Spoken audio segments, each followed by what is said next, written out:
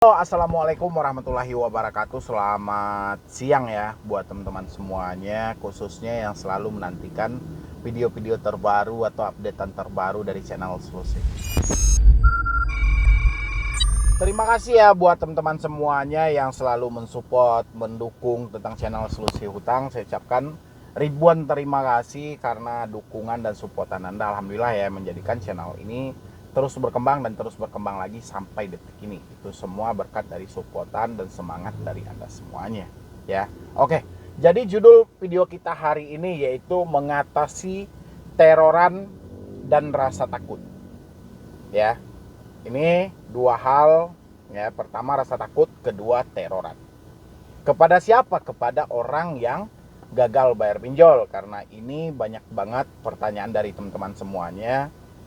Saya harus mengulang kembali ya. Kalau orang yang kontra bilangnya videonya itu aja yang diulang, padahal orang yang kontra ini otaknya lagi kosong ini, dia nggak ada apa-apa gitu loh, kosong banget gitu loh. Jadi sehingga dia bilangnya itu aja yang diulang. Bang, coba Anda analisa pertanyaan orang ini berubah atau tidak ya, yang Anda takutin berubah atau tidak.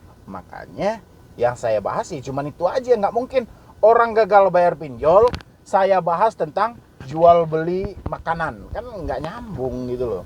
Atau cara orang jualan di pasar, kan nggak nyambung. Makanya mau mensupport, mendukung. Jadi saya perhatikan makin kesini gagal bayar pinjol makin banyak, makin kesini yang terjebak di pinjaman online makin banyak ya. Otomatis ekonomi tidak mampu mengcover bunga dengan nominal yang sangat luar biasa.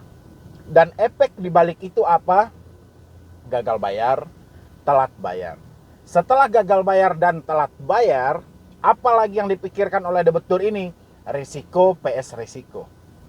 Ya, itu yang selalu dipikirkan. Selain risiko yang ditanyakan kepada saya, habis itu kapan DC datang ke rumah?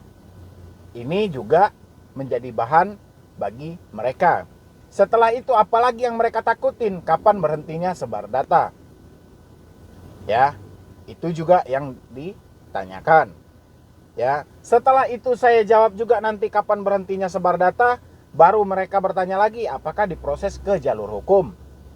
Ya, setelah saya jawab juga apa yang ditanya lagi, apakah pinjol ini legal atau ilegal.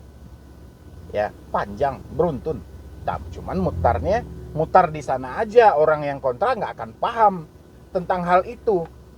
Kenapa? Karena dia tidak mencari solusi di dalam masalah dia. Yang dia cari itu versi aman ya.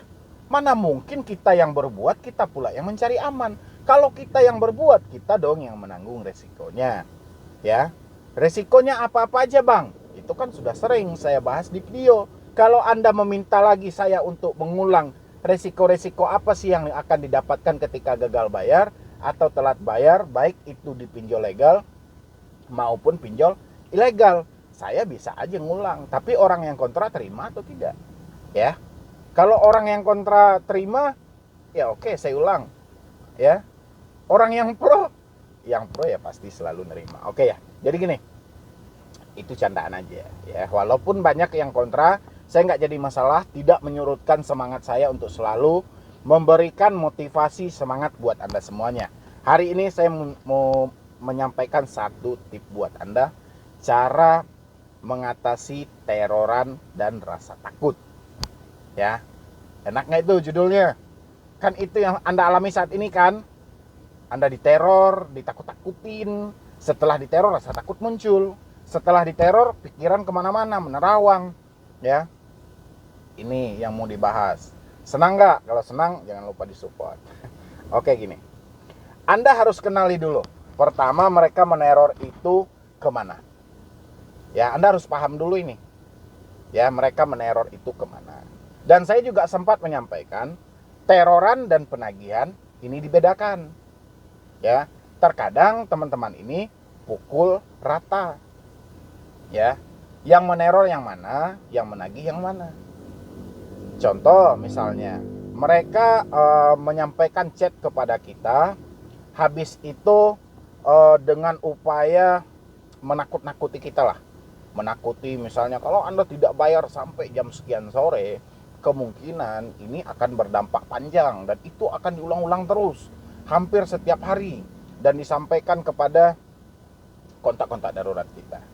Ya, itu bisa saja itu disebut dengan teroran yang hampir setiap hari menghantui kita sehingga tidak adanya rasa nyaman. Tapi kalau yang tagihan, mereka cuma ngucapin 1 atau 2 kali dalam 1 hari. Ya, yang terhormat, saat ini hutang Anda telah mencapai sekian. Kalau tidak Anda bayarkan hari ini, kemungkinan dendanya akan bertambah. Itu namanya tagihan. Ya, habis itu kenali dulu teroran ini maksudnya dari mana.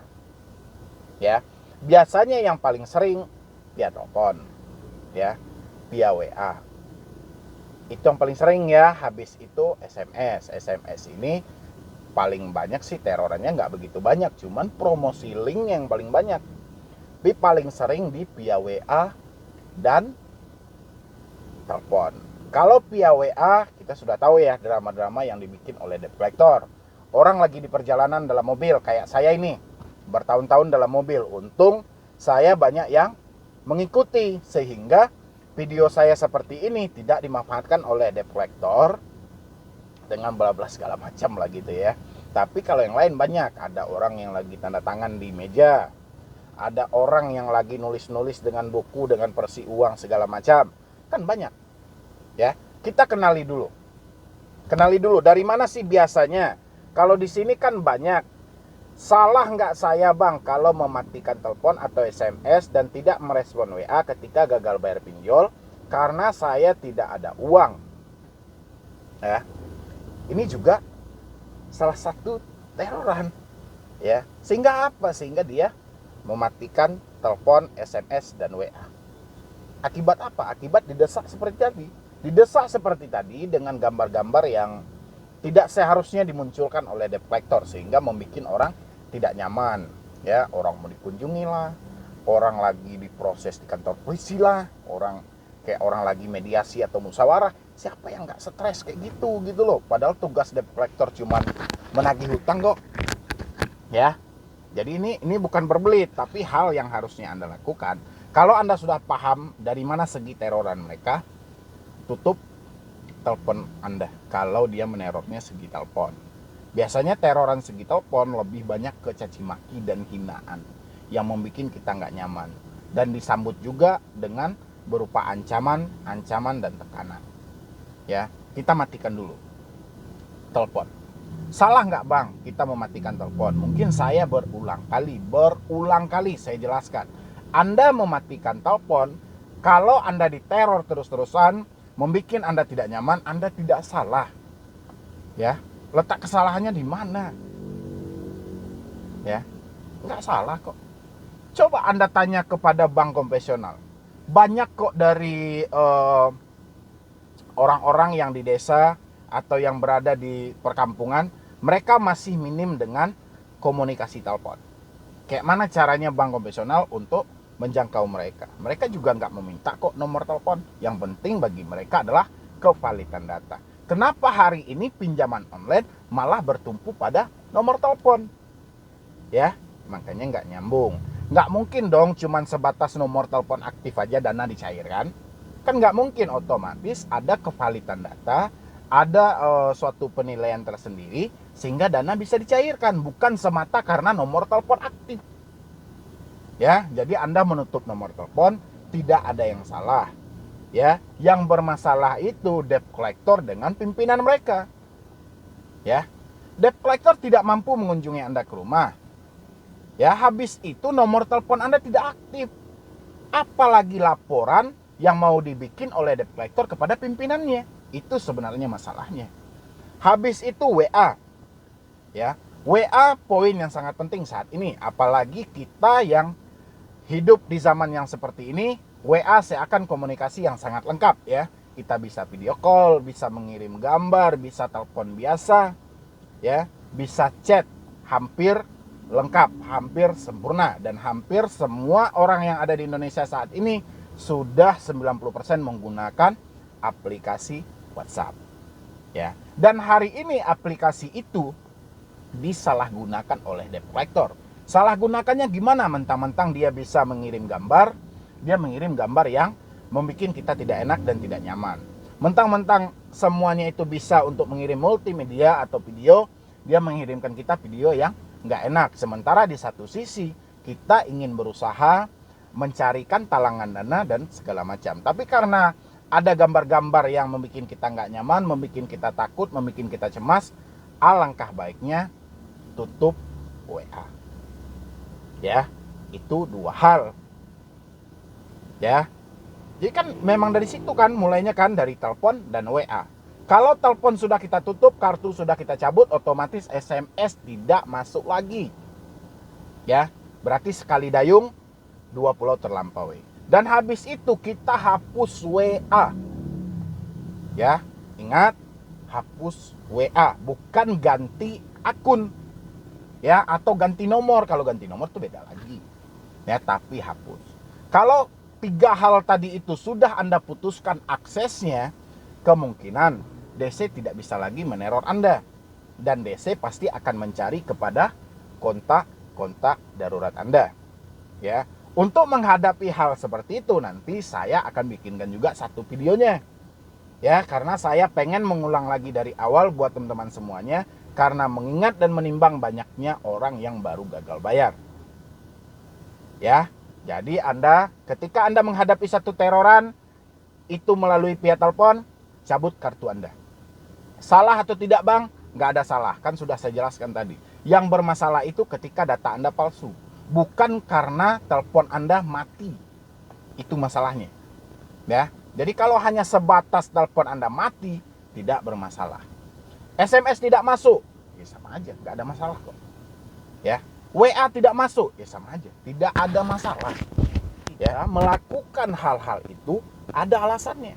Apa alasan kita? Pertama, seperti saya sampaikan tadi, telepon kita berdering setiap saat, bukan mengingatkan tagihan, tapi melakukan penekanan dan melakukan pengancaman dan hinaan demi hinaan yang membuat kita stres dan panik.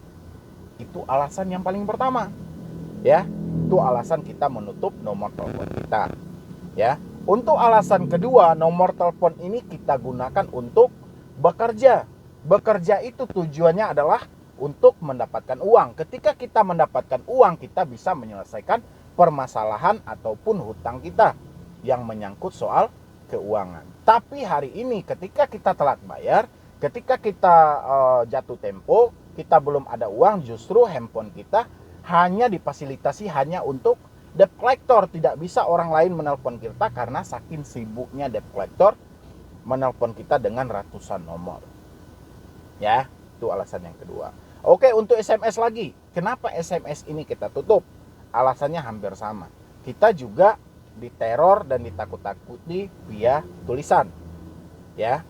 Habis itu kita mengatasi untuk akses promosi dari pinjol ilegal yang hampir setiap hari SMS kita mengirimkan link-link, ya, seakan menjadi spam dan akan membanjiri ruang messenger kita. Habis itu WA. Apa alasan kita untuk menutup WA? Hampir sama dengan telepon. Ya, karena hampir semuanya orang menggunakan komunikasi melalui WhatsApp, via telepon, chat, video call. Sementara ketika kita telat bayar atau gagal bayar, nyaris itu tidak berfungsi lagi buat umum, hanya dikhususkan buat debt collector. Sehingga 3 hal ini menunjang Anda untuk menghentikan sesaat akses dari telepon Anda semuanya, baik telepon, SMS, dan WA. Itu tidak salah. Ya, saya sampaikan lagi, itu tidak salah. Yang bermasalah itu ketika KTP Anda namanya si A diganti si B. Ya, habis itu WA Anda habis itu tempat kerja Anda misalnya gitu. Pokoknya semuanya serba palsu. Itu baru jadi masalah. Ya, tapi kalau sebatas telepon, SMS, dan WA nggak ada masalah. Dengan seperti itu, ketika Anda sudah berani menutup aksesnya, baik itu telepon, WA, dan SMS, Anda rasakan di situ, rasa takut pasti akan berkurang, sedikit-sedikit kenyamanan mulai timbul kembali. Insya Allah Anda akan terbiasa dengan suasana itu. Tetaplah fokus bekerja, kumpulkan uang Anda. Ketika uang Anda terkumpul, lirik satu persatu di mana saja sih hutang yang belum terbayarkan. Ya, ingat tuh ya, ketika rezeki sudah terkumpul, lirik satu persatu di mana saja hutang yang belum kita bayarkan. Baru dengan seperti itu Anda bisa merasakan kenyamanan yang sangat luar biasa dan Anda kembali lagi hidup normal tanpa ditakuti, tanpa diteror. Ya. Kalau Anda tetap mempertahankan telepon Anda, tetap mempertahankan SMS, tetap mempertahankan WA, sekuat apapun Anda, kalau sudah menghadapi yang namanya tekanan dan ancaman, down dan panik juga. Saya yakin itu. Tapi coba Anda tutup 3 hal itu akan mengatasi teroran untuk diri Anda dan sedikit-sedikit menghilangkan rasa takut kepada diri Anda. Seperti itu dari saya untuk mengatasi teroran kepada diri kita ketika kita telat bayar ataupun galbay bayar pinjol. Ya, dan mudah-mudahan itu juga bisa menghilangkan rasa takut Anda. Silahkan Anda coba. Nanti Anda komen lagi di bawah bagaimana setelah Anda mematikan telepon dan bagaimana ketika Anda mempertahankan telepon. Ya, jadi mungkin dari saya cuma itu aja. Terlebih dan terkurang saya mohon maaf. Buat teman-teman semuanya jangan lupa juga di support channel Solusi Hutang dan channel saya satu lagi itu ada di bawah ini. Anda boleh lihat itu kan. Silahkan Anda support juga channel Medi Broni juga dan Anda follow Instagram